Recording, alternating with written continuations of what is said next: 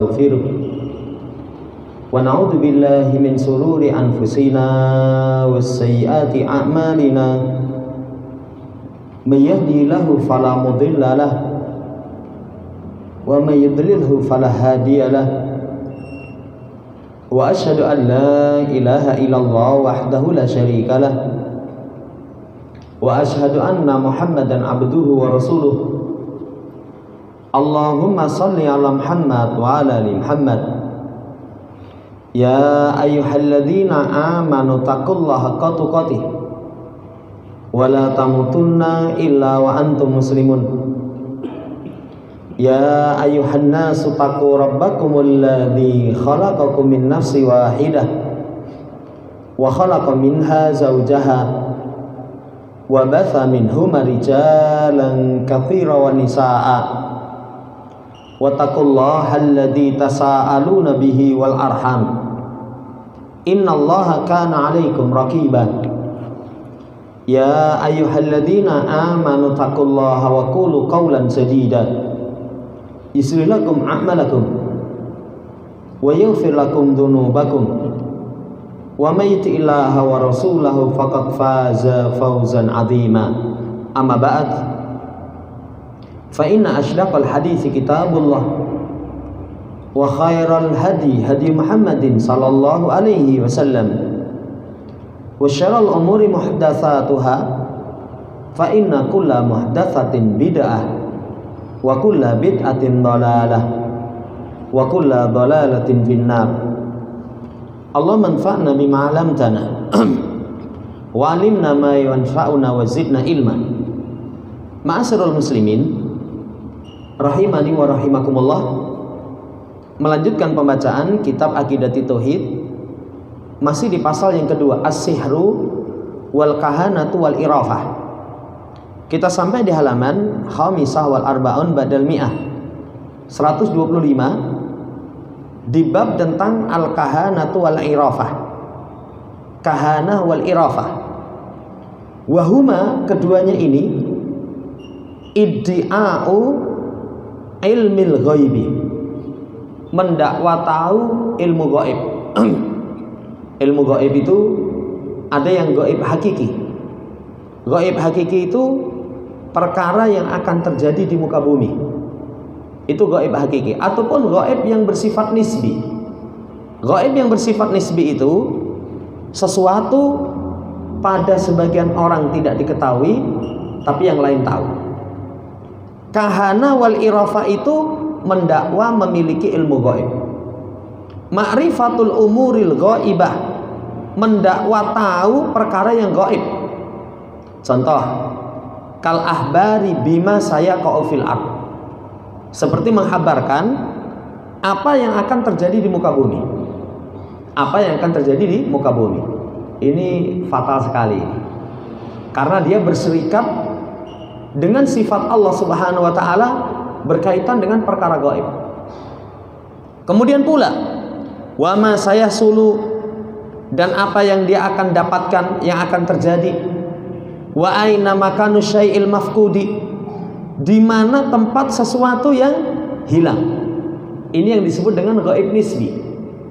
Misalkan ada seseorang memiliki barang hilang, tanya kepada kahana atau irafah. Kalau tempat kita ya dukun, tanya kepada dukun atau paranormal bahasanya, untuk mengetahui tempat sesuatu yang hilang.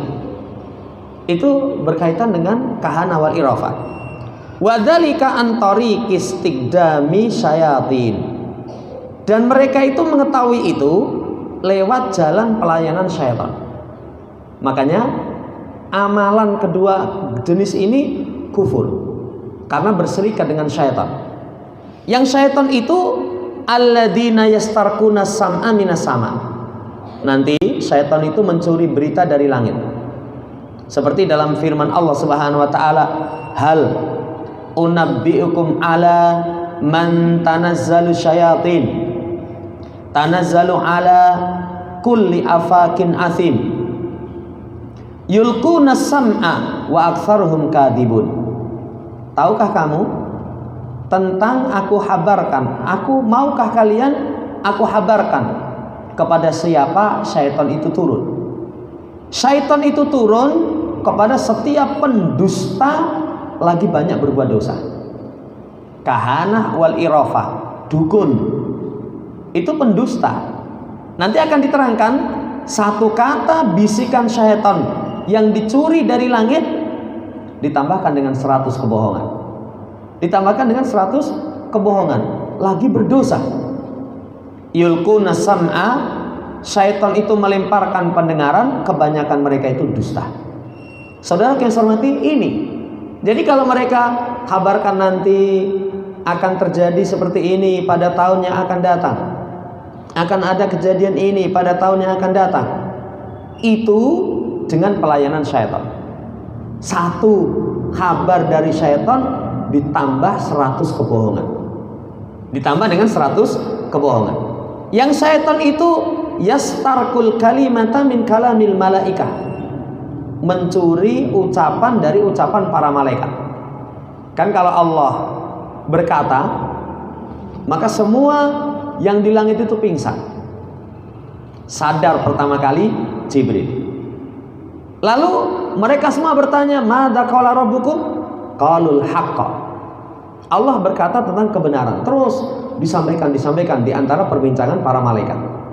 Nah, itu kadang ada syaitan yang mencuri. Ya. Kemudian setelah mendapatkan kata yang dicuri dari para malaikat, yulqiha fi udunin kahin. Lalu dibisikkan ke telinga dukun.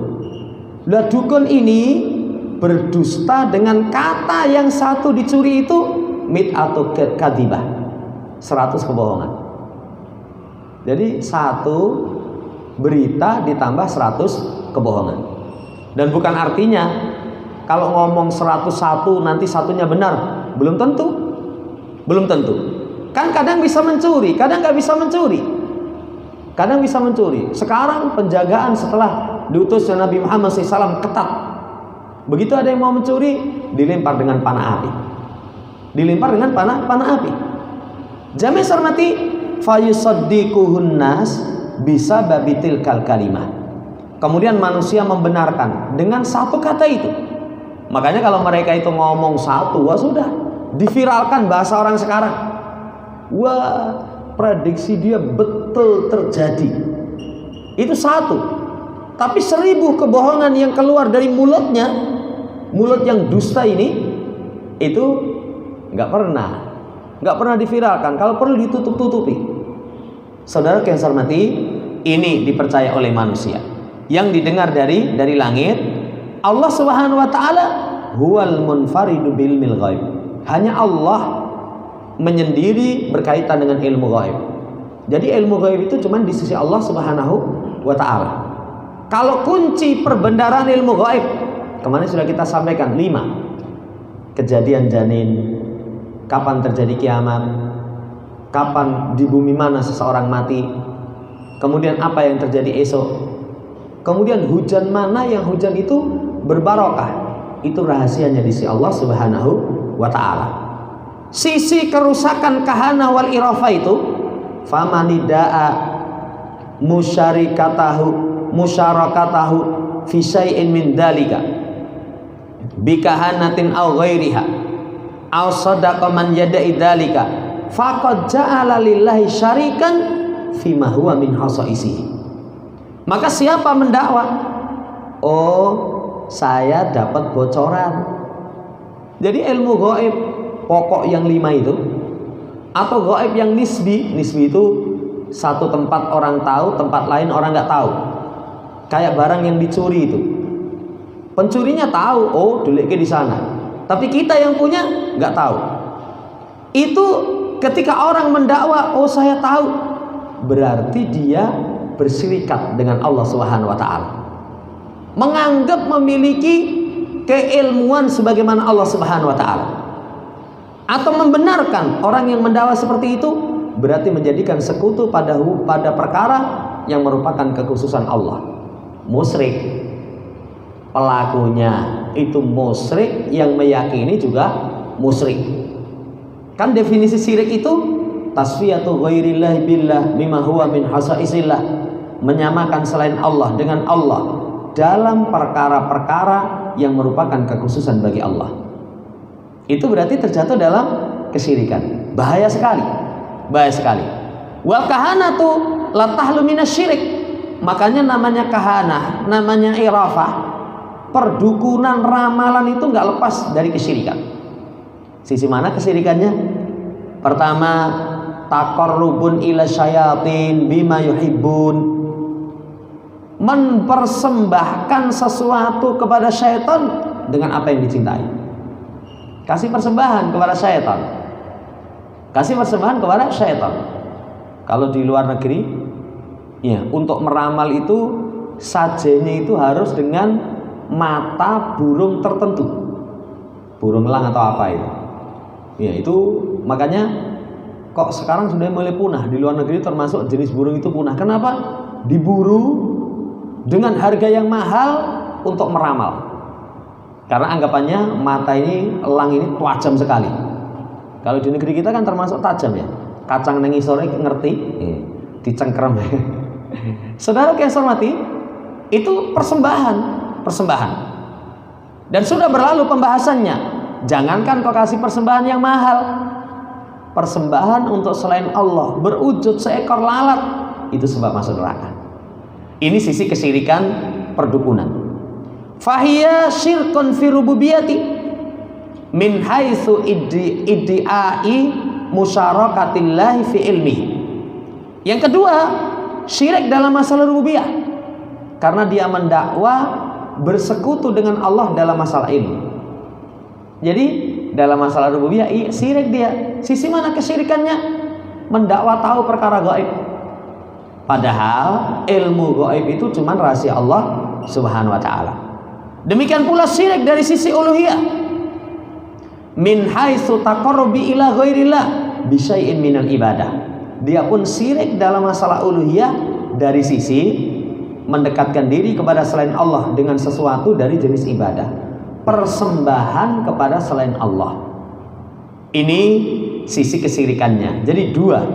Pertama, mendakwa perkara gaib, berarti menyamakan dirinya sama dengan Allah dalam perkara yang merupakan kekhususan Allah, rububiyah.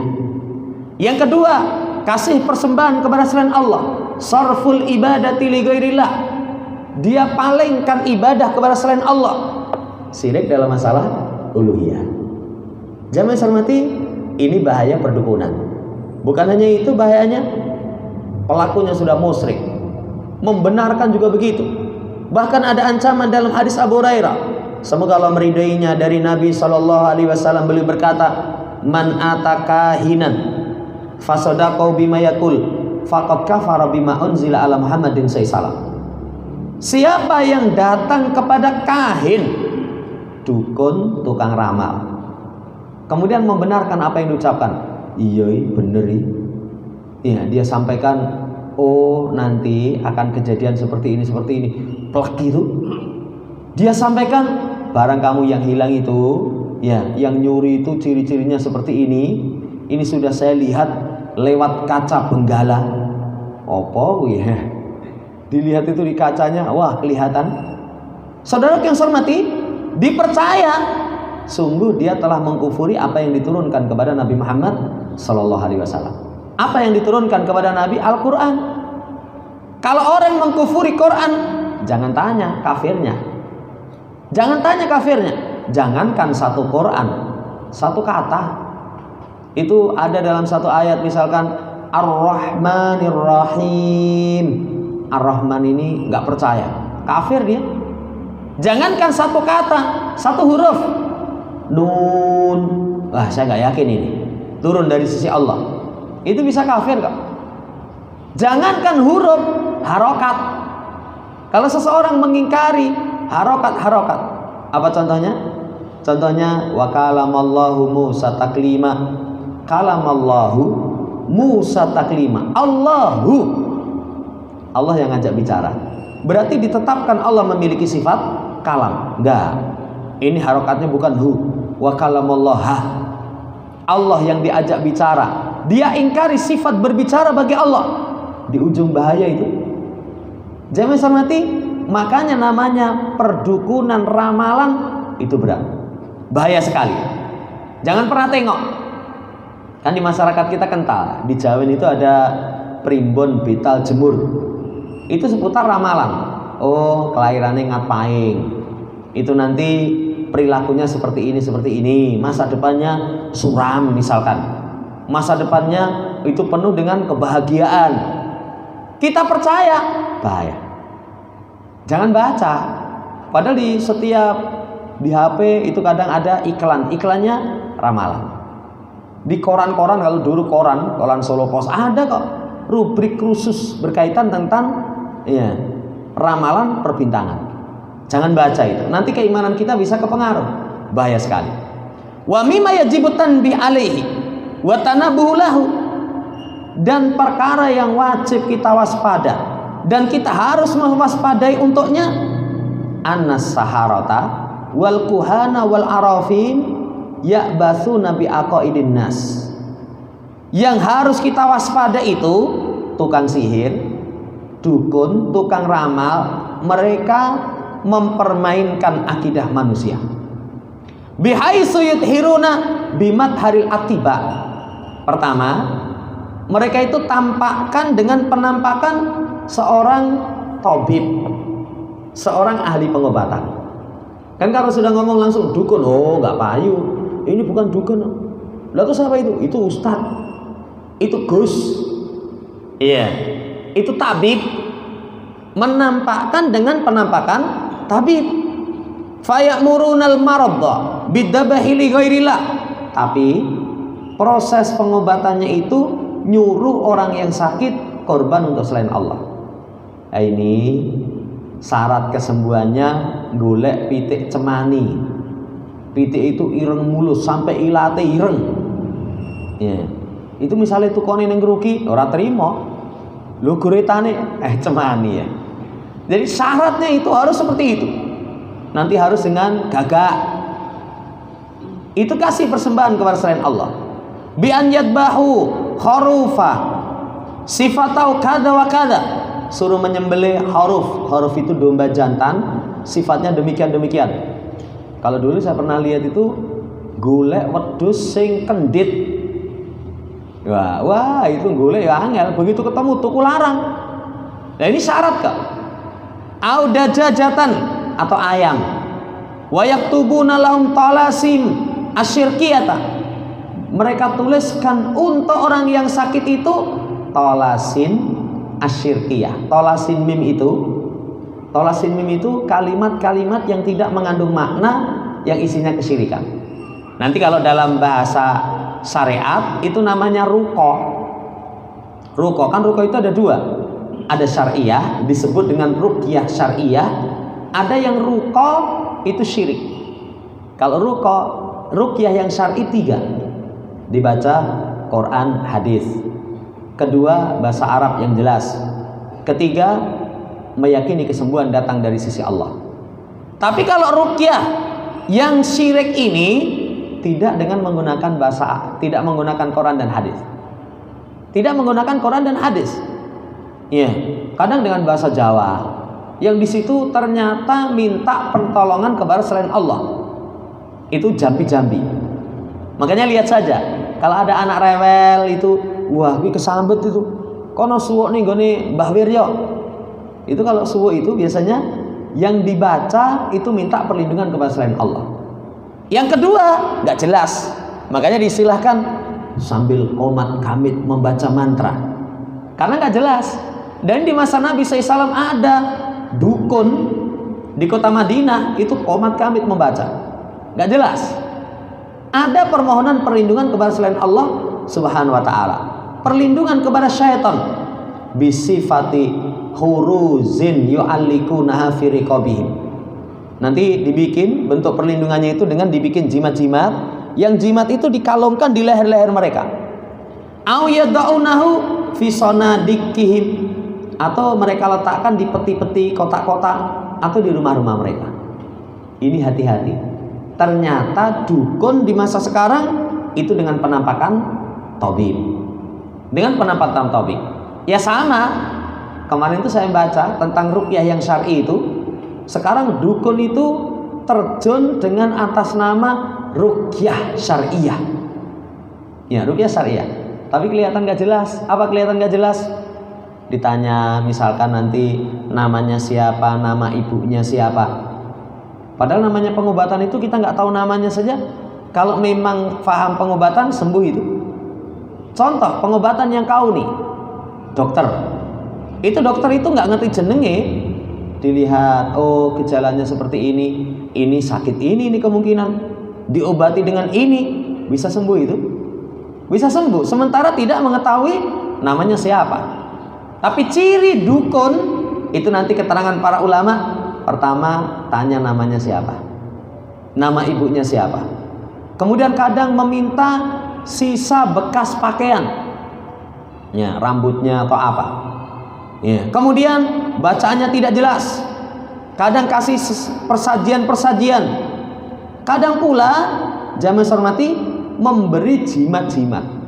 Ini nanti silahkan ditaruh di bawah tempat tidur. Di bawah tempat tidur. Saudara yang saya hormati, ini adalah penampakan kahanah wal irafah. Makanya jangan gampang terpikat. Kalau ada iklan, ini ada tabib ini ada pengobatan alternatif. Yang ngobat ini kiai haji. Jangan kepengaruh kok. Saya kapan itu ada keperluan di Delanggu. Iya, sampai sana itu saya kaget. Jadi ruang tamunya itu penuh dengan pusaka macam-macam itu, Pak. Iya. Terus saya ndelok itu namanya apa itu? Namanya sapu jagat apa itu. Jadi seperti itu. Orang kalau dengar ucapan dia terpikat.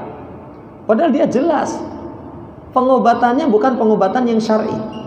Tapi ucapan, ya Allah, ya Rabbi. Saya sendiri di situ dengar saya. Jadi, ya Allah, ya Rabbi. Kesannya, wah ini bukan dukun. Ya Allah ya Rabbi kok. Saudara yang saya hormati, jangan gampang. Makanya orang harus paham, patokan pengobatan itu ada dua. Syar'i. Kalau patokan pengobatan syar'i berarti ada dalil.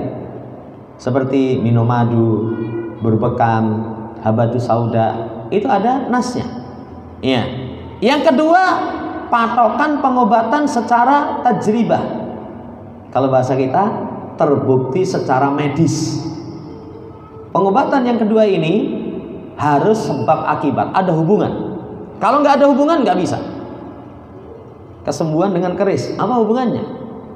Nggak bisa. Tapi kalau misalkan diminumi ini, ya sakitnya itu seperti ini, yang diminum itu mengandungi khasiat ini, akhirnya nanti memberikan efek kesembuhan, itu boleh. Yang kedua, saudara yang saya hormati, bahannya bukan bahan yang haram. Bukan bahan yang haram. Yang ketiga, keyakinan kesembuhan mutlak di sisi Allah Subhanahu wa ta'ala. Nah, kita kalau berobat ngatakan itu tabib, ya coba dicek, cek dulu. Kalau menggunakan bacaan sing loro dicekel kemudian komat kamit, niku maos napa niku? Wah niki ane Joko Montro niku. Joko Montro. Wah, ini alamat ini kahanah irafah. Ini alamat dukun. Alamat dukun. Tapi kalau jenengan lo maos napa? Surat Al-Fatihah, Anas, Al-Falaq. Kula dongakne dengan ayat Allah moga sembuh. Itu saudara yang saya hormati, oh aman. Yang kedua, bahannya coba. Lah kok sing ditokne itu keris naga petir. Wah, ini alamat dukun. Gak ada hubungannya penyembuhan dengan seperti itu. Ternyata ngapusi. Iya. Satu saat lali rong dicas, waduh, petirnya ora metu itu. Lah baterai ini kosong. Saudara yang saya hormati, waspada. Kemudian yang kedua, wal ba'dul akhar yudhiru bimadharil mukhbir. Sebagian yang lain itu menampakkan diri dengan penampakan orang yang menghabarkan perkara yang gaib. Dengan perkara yang gaib atau sesuatu itu hilang. Sesuatu yang hilang. Poin yang kedua ini, kalau di masa sekarang mereka berpakaian wali. Wah, ini wali. Jadi dia itu memiliki ilmu kasyaf. Kasyaf itu semua perkara-perkara yang tersembunyi bagi dia tersingkap. Bagi dia tersingkap. Hati-hati. Ya. Tapi di negeri kita itu orang kayak gitu saja rame. Kemarin pentolannya teko itu katanya, saya kesini itu atas perintah Rasulullah Shallallahu Alaihi Wasallam. Katanya Rasul memerintahkan, dolanan orang Indonesia katanya. Saudara yang saya hormati, dia punya anggapan mampu melihat Rasul itu yahdotan dalam kondisi sadar. Bantai gampang itu. Sahabat aja yang keimanannya demikian sempurna, nggak pernah kok ketemu dalam kondisi sadar. Putri beliau yang sangat cinta kepada ayahanda, rindu demikian berat, nggak pernah itu. Tahu-tahu ya menjumpai Fatimah, nggak usah sedih, kilo Pak teko, enggak itu.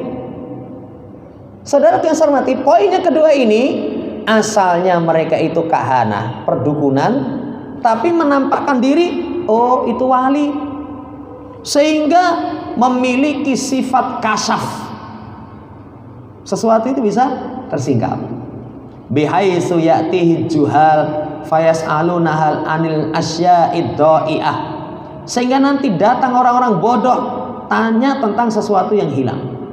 Lalu dihabarkan, atau bahkan yang lebih dahsyat, ayyuhdiruha lahum, langsung dihadirkan. Sing hilang apa? Dompet itu. Ya, setelah itu merem gitu. Ya, baca mantra, setelah itu iki dompetmu. Wah, nggih niku. Wah, hebat wong ini. Enggak hebat. Wong kerjasamanya sama jin. Kerjasamanya sama jin. Ya. Biwasitati umalaihi minasyaiton. Dengan perantaran umalnya. Umalnya itu pegawai-pegawainya, pelayan-pelayannya, agen-agennya setan. Langsung kontak karo setane. Iki dompete saiki ilangi mau ning kono iki. Kerahkan goleki. Begitu ketemu langsung dibawa, serahkan kepada dia. Hebat tenan ini. Jamaah hormati, ini yang kedua, dengan menampakkan sebagai orang yang mampu menghabarkan sesuatu yang tidak nampak. Ya. Tadi kita sampaikan wali, kalau enggak, wah dia itu memiliki ilmu kasyaf, ilmu laduni. Ya, Allah Ta'ala alam. Yang ketiga, wa ba'duhum yudiru bimadharil wali. Sebagian mereka menampakkan dengan penampakan wali. Yang wali itu lahu khawariku wa karamatun au ya. Yang wali itu menampakkan punya khawarikul adah, kemampuan di luar kebiasaan orang. Kemampuan di luar kebiasaan orang. Tenan no. Kemarin itu ya, ambil tongkatnya Nabi Musa itu melaku ning pantai selatan di atas air. Kalau nggak wali nggak mungkin iso itu. Nggak mungkin iso itu. Diobong itu orang apa-apa itu. Itu kalau nggak wali nggak mungkin itu. Memiliki karomah-karomah. Hati-hati. Makanya nasihat Imam Syafi'i, kalau orang memiliki kemampuan di luar kebiasaan, jangan langsung anggap. Kecuali kamu cocokkan dia dengan sunnah Rasulullah SAW. Seberapa besar dia menteladani Nabi SAW. Apalagi definisi wali. Ya, wali Allah itu alladzina amanu wa kanu yattaqun, mukmin muttaqin. Kapan seseorang memiliki sifat mukmin muttaqin, dia wali Allah. Walaupun kewaliannya, kalau keimanannya sempurna, ketakwaannya sempurna, tinggi. Sabiqun bil khairah. Kalau misalkan keimanannya, ketakwaannya pertengahan, muqtasid. Atau misalkan dia mukmin, dia juga bertakwa kepada Allah, tapi masih melanggar larangan-larangan, masih melakukan kemaksiatan, dzalimun linasi. Itu wali. Bukan wali itu yang perilakunya aneh-aneh. Kan sudah terlanjur di masyarakat kita. Kalau ada orang yang memiliki perilaku aneh, nah itu yang dianggap hebat. Yang dianggap hebat. Ya, walaupun kadang secara akal sudah nggak mungkin. Niku wali ya mas. Wah itu Jumatan moh neng masjid Jagalan. Itu Jumatan ini Mekah itu. Neng Mekah. Tambah lagi kesaksian syaitan. Orang yang di sana, oh ya aku ketemu Pak D, kapan nih kini Jumatan nih. Syaitan yang bermain. Saudara yang hormati, dipermainkan oleh syaitan. Kemudian Au bimat halfanan kaduhulin nar wala tu'siruna fihi wa darbun nafsi bisilah aw wada'un nafsi tata ajalat as-sayarati la tu'siru fihi. Menampakkan dengan penampakan sebagai seniman. Ini seni, ini karya seni, ini karya seni. Masuk neraka, masuk api ora apa-apa, nggak memberikan pengaruh. Iya, ternyata ada jinnya ya. Orang Syiah itu pas pamer katanya kalau sudah tingkatan tinggi ngida-ida api rapopo, melocot kabeh sampai kobong, ada itu di video. Jamaah hormati, itu dengan penampakan ini seniman. Kadang dia penggal kepalanya dirinya sendiri dengan senjata, dia tenteng itu. Sambung gini, urip itu. Wah, itu di ajian apa itu katanya kok. Jadi nggak bisa mati walaupun dipotong. Saudara yang saya hormati, demikian. Kemudian dia letakkan dirinya di bawah roda mobil, dilindes, nggak pengaruh apa-apa. Atau selain dari itu, minasyawadat allati hiya fi haqiqatiha sihrun min amali syaitan. Atau kalau enggak, saudara yang saya hormati, ya, atau sesuatu yang itu merupakan bentuk syakwadat, itu sulapan, sihir ya. Yang hakikatnya itu sihir, yang itu amalan dari syaitan, amalan dari syaitan. Dipenggal nggak apa-apa, syaitan. Kan sihir itu ada dua, ada yang hakikat, ada yang khayalan.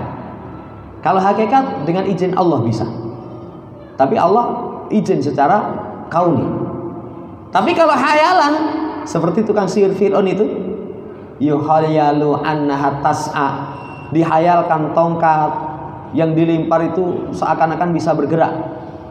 Lah mungkin saja orang dipotong rapopo, dihayalkan seperti terpotong, padahal nggak terpotong. Ya, nggak terpotong. Tapi ada yang pakai trik. Diobong rapopo itu ternyata tubuhnya sudah dikasih cairan-cairan kimia tertentu yang itu menjadikan dia itu kebal dari api, nggak kena efek. Kayak gitu dah. Jamaah hormati, ada yang menampakkan sa'wadat. Ya, sa'wadat. Ya jeri ala aidiha ulailil fitnah. Yang berjalan di hadapan mereka ini itu untuk membuat fitnah. Untuk membuat fitnah atau perkara yang berkaitan dengan khayalan tidak nyata. Orang dihayalkan sesuatu yang nggak nyata. Ada yang istilahnya hipnotis. Hipnotis itu ternyata berangkat dari pelayanan syaitan. Hati-hati itu. Lo kadang di sekolahan ada kok. Saya pernah ketemu guru itu cerita untuk mengatasi anak-anak yang bandel di sekolah itu pakai metode katanya hipnoterapi. Saya tanya prakteknya gimana? Jadi anak-anak itu suruh kumpul di satu ruangan, setelah itu dihipnotis, ya alam bawah sadarnya katanya itu dimasuki, setelah itu nangis, nyesel gitu, kenapa nggak rajin gitu, kenapa malas-malas belajar, nyesel semua katanya, nangis-nangis. Ya, setelah itu sudah. Lah saya tanya, ada nggak pengaruhnya? Nggak ada. Apakah setelah itu anak menjadi rajin? Babar belas nggak. Permainan kok. Sihir itu kan hanya sekedar permainan, nggak bisa dipakai sungguhan. Artinya kalau misalkan bisa dipakai sungguhan, perang sihir-sihiran gitu aja.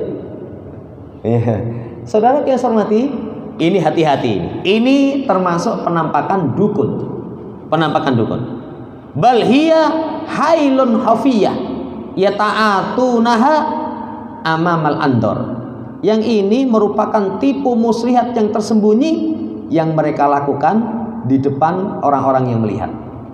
Seperti perbuatan tukang sihir Fir'aun berkaitan dengan tali, berkaitan dengan tongkat-tongkat. Jadi tali dan tongkat-tongkat itu dilemparkan seakan-akan itu anhatas'a. Seakan-akan bisa bergerak.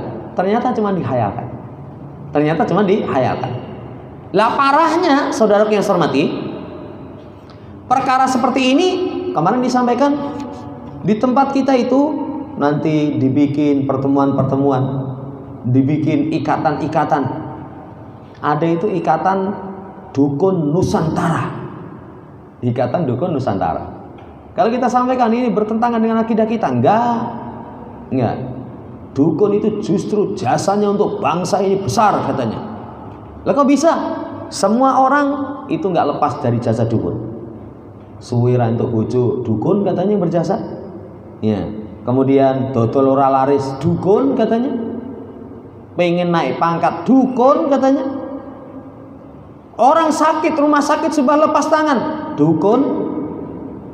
Nah, ini kita harus waspadai. Saudara yang saya hormati, tentang 3 perkara tersebut: sihir, perdukunan, ramalan. Wallahu ta'ala alam, ini yang bisa kita baca. Jadi untuk terakhir ini terputus penjelasannya, jadi kopiannya hilang.